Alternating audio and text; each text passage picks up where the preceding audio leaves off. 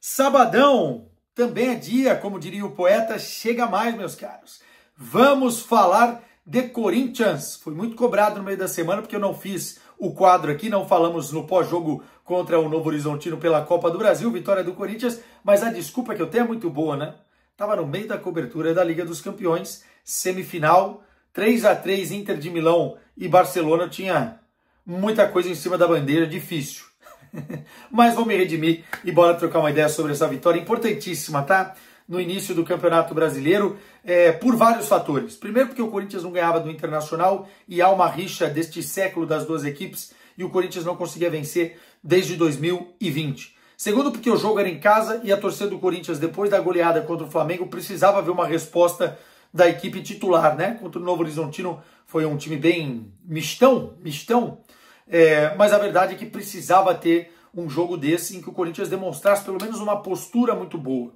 E por ser a estreia do técnico Dorival Júnior no Campeonato Brasileiro, dentro da Neoquímica Arena, precisava mostrar que o caminho está sendo traçado de forma correta.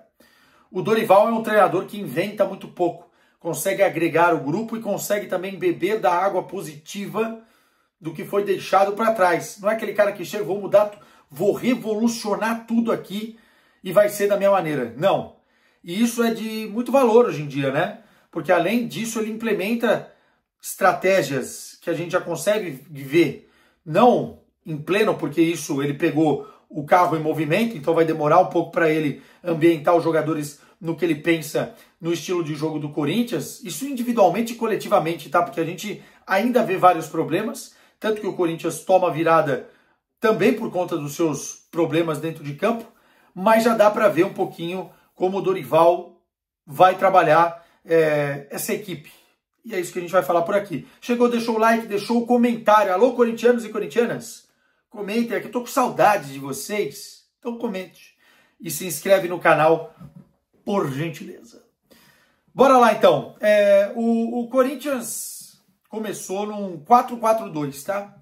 Na verdade, quando o Corinthians não tinha bola, defensivamente, eu já esperava isso do Dorival. Ele vai defender num 4-4-2. Quando o Corinthians tem a bola, o Romero, que joga pelo lado esquerdo do campo, se torna basicamente um híbrido, né? Empurrando os dois atacantes um pouco mais para a lateral do lado direito e também ganhando seu espaço ali. Então vai ser um 4-4-2 com uma variação de 4-3-3 com o Romero fazendo essas duas funções para que o Corinthians tenha o quê? Superioridade numérica no meio campo, para que o Corinthians tenha mais a bola, para que o Corinthians tenha mais o controle do jogo e não fique aquele tiroteio maluco que a gente estava vendo o Corinthians em algumas partidas aí com muita falta de controle e com muita desguarnição naquilo que era a composição do meio-campo e deixando muito espaço, especialmente na entrada da área, onde os outros times aproveitaram. O Corinthians tomou gol do Palmeiras, assim, gols do Flamengo, assim. Então o Dorival tentando criar ali um sistema que faça que o Corinthians estanque um pouco essa sangria, né? E por conta da lesão do Anguilleri, de última hora, o Hugo foi escalado na esquerda, o Mateuzinho, Kaká, André Ramalho, meio campo com Martinez, Ranieri, não nessa ordem necessariamente, o Carrilho, e lá na frente o Romero, o Memphis e o Yuri. Eu vou falar de imediato o que eu gostei. Até sair o gol do Corinthians, o Inter teve algumas chegadas, mas mais cruzamentos na área. O Corinthians tinha total controle do jogo, tanto que tinha ali a porcentagem de posse de bola na casa dos 70%. E o Corinthians foi girando a bola com cautela, às vezes acelerando processos quando chegava na lateral, né? Lateralizando processos. Enfim, o Corinthians foi encontrando caminhos até que sai o primeiro gol. E sai o primeiro gol numa briga de bola do Mateuzinho, que é um cara muito valente dentro de campo, vai fazer interceptações, vai roubar a bola cai no pé do Memphis, e o Memphis, com muita qualidade, e 2 toques, consegue deixar o Yuri Alberto numa boa. O Yuri vai muito bem no lance, porque ele confunde a marcação, gingando para a esquerda e para a direita, depois ele corta para a esquerda e bate, finaliza muito bem. Golaço do Yuri Alberto, com muita inteligência, e mais um passe para o Memphis, né? O Memphis que já está aí com muitas assistências na temporada, e agora ele ativa a cláusula aí de ganhar R$1,5 milhão, né? Acho que é esse o valor, se eu não estiver enganado. por conta da meta de assistências. É uma cláusula que você pode discutir ou não. Para mim, se está combinado, se está acordado e o cara está entregando, tá ok com isso. Só precisa ver o paralelo financeiro, né? Se isso comporta ou não. Porque o Memphis é muito mais o jogador do último passe do que da conclusão. E isso a gente já falava antes mesmo do Memphis chegar. O Corinthians faz 1-0 justo, merecido. Estava jogando bem, estava com controle do jogo. O Internacional, por sua vez, veio para a Neoquímica Arena jogar com uma linha de 5 defensiva e perdeu totalmente o meio-campo para o Corinthians. Quando toma o gol, o Fernando passa a ser um jogador a mais no meio-campo e o Inter começa a ter mais bola, ter mais chegada, ter mais ações dentro do jogo. O Corinthians vai recuando um pouco as suas linhas e aí o Corinthians começa a errar muito na saída de bola, né? Porque o Corinthians tenta atrair o Inter nessa saída de bola, mas começa a errar passes, o Kaká, o André, enfim. E isso vai criando oportunidades para o Inter até que sai o gol. O gol é um erro, um vacilo do Carrilho, que tenta sair jogando em velocidade para ativar o contra-ataque e a bola acaba sendo recuperada pelo Internacional. Depois o cruzamento. O Hugo Souza poderia ter calculado melhor, mas a falha para mim maior é do lateral esquerdo Hugo, que mais uma vez fez uma partida muito abaixo do que se espera do Hugo, né?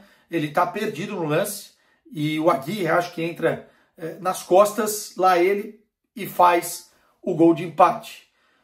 O Inter tem o momentum do jogo e o segundo gol é totalmente mérito do Inter. É um toque me voe com muita categoria do Alan Patrick, do Thiago Maia, enfim. Eles conseguem encontrar o espaço na defesa do Corinthians e ali não é nem falha. É mérito do adversário. O adversário também joga, né? Às vezes a gente quer sempre arrumar culpados, mas o adversário também joga e o Inter tem boas concatenações de ideias, né, durante o jogo. É um time que tem qualidade para isso. Ficou devendo durante toda a partida, na minha opinião, em alguns aspectos, mas nesse lance foi muito bonito. O Corinthians toma o 2-1, vai para cima, tenta criar mais oportunidades ainda no primeiro tempo. Tem o lance do Yuri Alberto que ele perde o gol, né? Poderia ter feito mais um gol. O goleiro vai bem, mas eu acho que ele chutou muito a figura, né, do goleiro. E aí o jogo termina no primeiro tempo, 2-1 para o Inter. É o típico jogo que talvez com o Ramon Dias o Corinthians não conseguiria virar o jogo. Ou não conseguiria ter uma postura para achar espaços para virar o jogo. Quantas vezes o Corinthians tinha superioridade numérica, e a gente já vai chegar lá com a expulsão do Internacional, mas tinha a bola, mesmo sem a superioridade, tinha o controle das ações, o outro time afundava lá atrás e o Corinthians não conseguia, inclusive de uma forma até bizonha, não conseguia encontrar os espaços, acelerar, criar superioridade numérica em setores para ultrapassagem, para triangulações, cruzamentos na área, a esmo. Com o Ramon, muitas vezes foi assim. Com o Dorival, a postura foi muito boa no retorno do segundo tempo. Tanto que o Corinthians começa a fazer gols, né? Alguns anulados, outros valem. E aí eu vou entrar nas polêmicas. O primeiro gol anulado é um bote do Mateuzinho na direita no jogador do Inter. A jogada se desenha, o Mateuzinho vai lá, cruza e o Yuri consegue fazer o 2-2. Esse lance, para mim, não é falta. Esse lance pode ser interpretado como falta porque ele toca a bola, toca o jogador.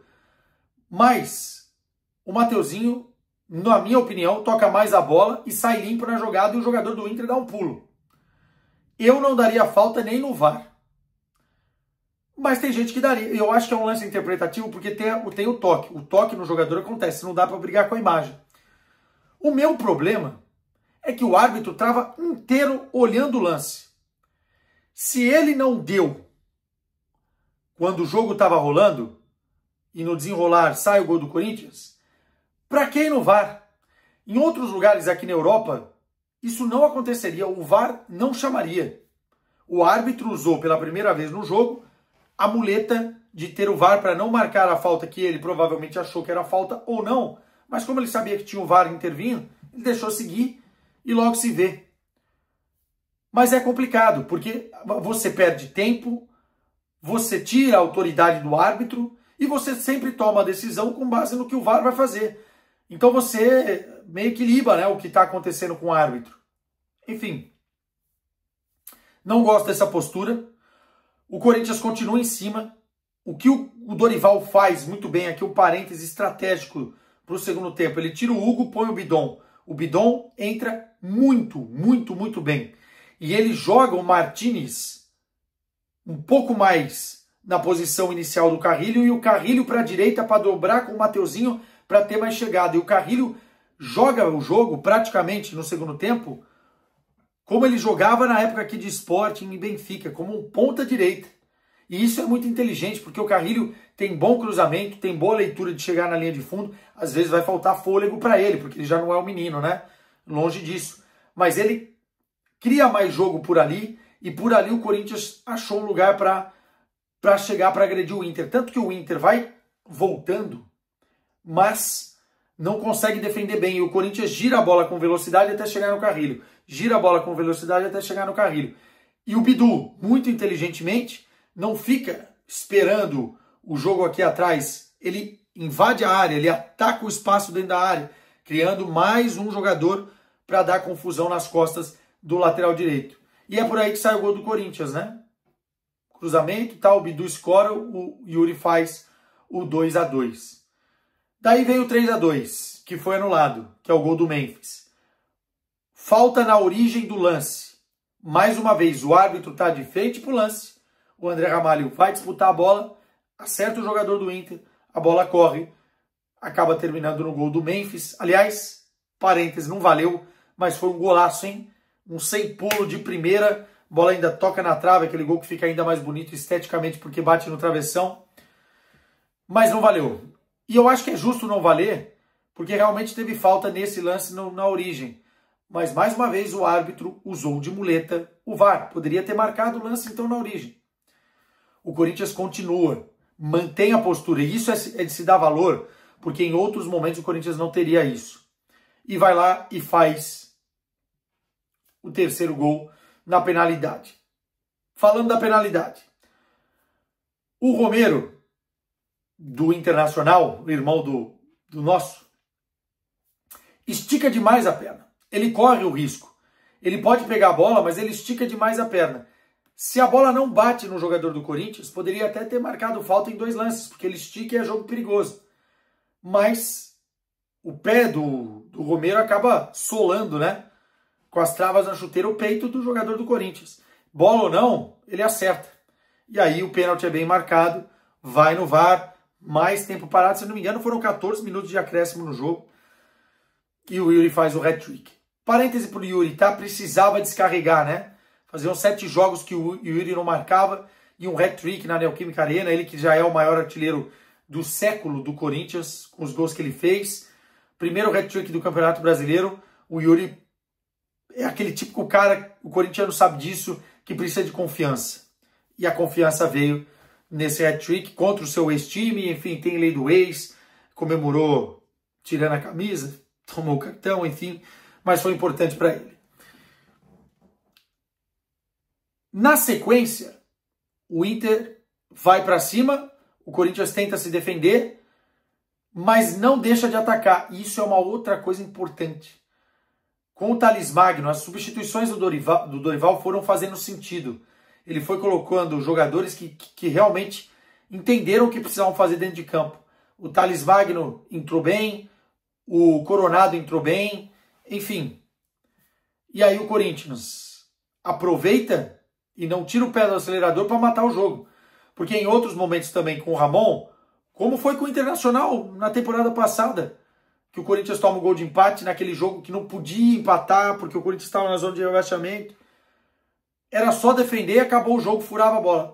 O Dorival não, ele criou uma estratégia para que o Corinthians conseguisse sair. E nessa saída, belíssimo passe do Thales Magno e o Coronado fazendo um gol lindíssimo, né? A conclusão é lindíssima. Conclusão de Messi, né? Ele espera até o último minuto para dar o totozinho e cobrir o goleiro.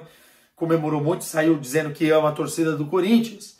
E aí é que eu digo, pode ser o começo da recuperação do Coronado. É muito cedo para a gente falar isso, mas o próprio Dorival já deu na entrevista a letra que vai tentar recuperá-lo. Confiança é fundamental em qualquer recuperação de jogador. O jogo se joga muito mais aqui, às vezes, do que ali, nos pés. E o Coronado fez um golaço, o Corinthians venceu por 4-2. Falta voltar o Garro esse time, mas eu já vejo mais coerências para montar um time mais competitivo do que o Corinthians teve com o Ramon. Meus caros, é isso aí. Amanhã viagem para Milão, para a Liga dos Campeões. Teremos muito mais conteúdo aqui no canal, porque aí teremos Inter de Milão e Barcelona com a equipe completa por lá. Rapaz, vamos que vamos. Tchau pra vocês.